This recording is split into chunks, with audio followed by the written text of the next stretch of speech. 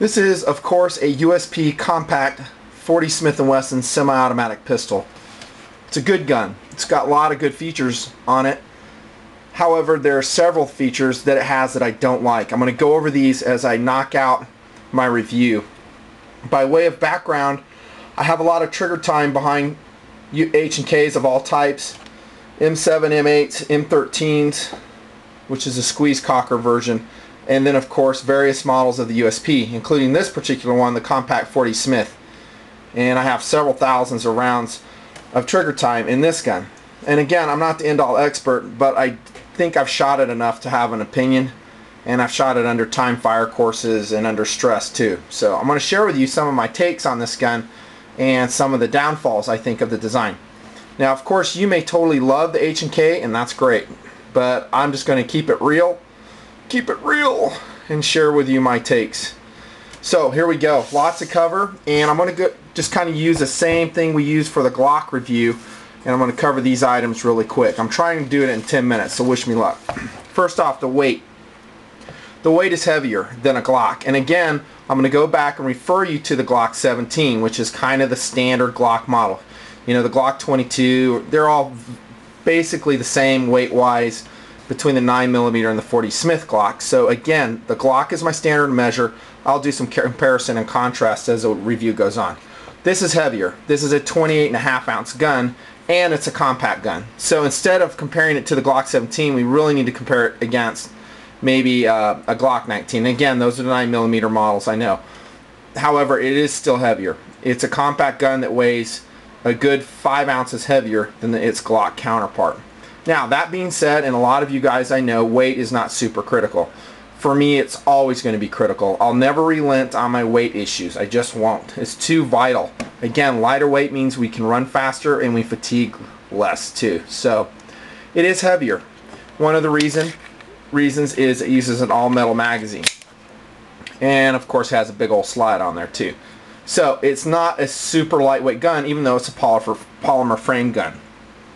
How's the firepower compared to the Glock? Well, again, this is the 40 cal, and I guess we should really be comparing it against the 40 cal Glock, which is the 22, but it holds 12 rounds.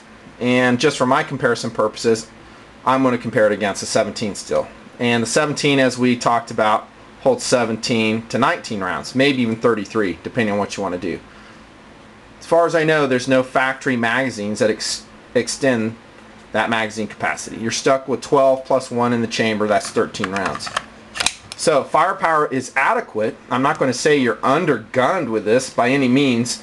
However, I will say that the Glock blows it away in terms of firepower, according to your mission needs, whatever that may be. Maybe you need that 33 round magazine for what you got going on that day. So firepower is okay. It's adequate. And that's pretty standard for a compact style 40 Smith pistol. How about durability? Well, I think the H&K is excellent in that arena. I have no critiques on it at all. And I've seen a lot of these be fired very vigorously and over a long periods of time. I haven't seen any issues with the gun itself. It's been excellent. It has a proprietary coating on there similar to the Tenifer. I forget what US or H&K's calls theirs. I went to their website looking. I don't even see it listed on their website, the name of their slide coating, but it's very durable. The gun itself is tough. It'll last a long time. I see no issues with it. Along with durability, I'm going to talk about reliability, and I also say this is a very reliable gun, on par with SIG and Glocks from my experience. I rarely, well, let me back up a little bit. I have seen these guns jam on the line occasionally. It's a very rare occasion indeed, and it almost always is related to this, the magazine. And I'll tell you about that actually right now. One of the things that can happen with this magazine is if you drop it onto a hard surface while it's fully loaded, this base plate, this hard rubber base plate, can impact, jostle just slightly, and the retention button on the bottom of that magazine can fall out of position. The base plate will slide forward and the magazine will jam up. I mean, really jam up. It's a big deal to get it fixed, and so that's why the magazine is while it's fully loaded. when it's in the gun and you empty it and you drop it free, I've never seen an issue. And it's always on a hard surface, fully loaded. But that being said, I've seen operators try to retrieve that magazine. For whatever reason, they dropped it, put it back in, then they tried to resume firing. Didn't work so well. Gun jammed up. But overall, the gun is very, very accurate. Now, along with that, it's also very, very reliable. And along with that, it's very accurate. Now, bear with me. I'm going to unmount the camera real quick, and I'm going to show you an example of what I'm talking about. If you're going to get dizzy, just close your eyes. I don't want to waste ink printing this out. This is what I'm talking about, and that's the very gun that you're looking at. That's a target I shot. I can't give you more details. Anyways, the gun's very accurate for what it is. It's on par with SIG and Glock again for accuracy. And for that matter, many 1911s. So, I cannot critique the H&K, the USP Compact, especially for accuracy, reliability, or durability. It's excellent. Ergonomics, how's that? I like it. It fits well, except, and here we go into some of the downsides, I do not like the magazine release on all H&Ks. I absolutely hate it. This is the magazine release to be actuated with your thumb in a downward motion as opposed to a push button like the Glock and SIG, or you could go opposite side and actuate it with your index finger. Either way, it's a completely different magazine release than I train with on my other weapons. So it's different, and I just don't like it. Also, the trigger guard has a big old hump in it. See that? Remember when I reviewed the Glock, I said how it had no trigger guard issues?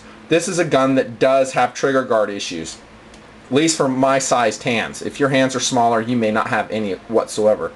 And those issues are, by the way, this gun is empty. Empty mag, forgot to show you that. As I pull that trigger, my hand rubs the inside of that, or my finger rubs the inside of that trigger guard. I don't like it, and it becomes fatiguing after a while. Another issue I have with H&K is, I'm going to hold the hammer for this to show you, is the incredible amount of trigger flex that it has. I'm pushing in on the hammer, and I'm going to pull that trigger, and look how it flexes. That is an H&K trigger. It is not a very sturdy trigger. There is a lot of flex in that polymer trigger, and I notice it. I don't like it. Also, it has a proprietary rail system. You know, you can't just slam on your standard, you know, light on there. You've got to buy H&Ks that fits that funky rail system. I don't like that. So those are 4 bad things I do not like about the gun. However, in the hand, it feels fine. Other than that trigger guard issue and the magazine release, it's not so bad. The accessories available for it compared to the Glock are much less, as far as I know. Now, this is a double action only version. There's several modules that you can convert your H&K to, single action to traditional double action, using a hammer drop, which would go right here. However, this is just a DAO version, and actually, as far as DAOs go, double action only, it's fairly decent, and it's easily manipulatable if you train with it. It's not too bad. How about the price? Well, H&K is very proud of their weapons, and it's expensive. Very expensive, more so than the Glock. Now, I'm not going to give you a street price because it just varies so much. I can't really qualify that. However, I will say that it's more expensive by a substantial amount than a Glock. Maybe not a SIG. Probably about on par with a SIG. And the track record of H&K is excellent. I have to be honest with that. It has a very good track record with law enforcement agencies, federal agencies of all types. I cannot criticize that. It's an excellent track record. So, in review, the weight is a little bit heavy. The firepower is diminished compared to other offerings. Maybe if we compare apples to apples, a 40 versus a 40, it's about the same. Durability, reliability, accuracy are all excellent. Ergonomics, I'll give it a hit for the trigger guard and the magazine release. Big hits for that. Accessories are limited. That proprietary rail is not good. It's very expensive.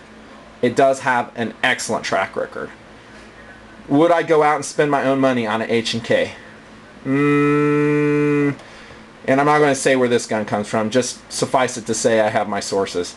I will tell you that I would not. I'd probably get a Glock or SIG. I like them better, and let's just leave it at that. So that's a review, USP Compact. Tune in.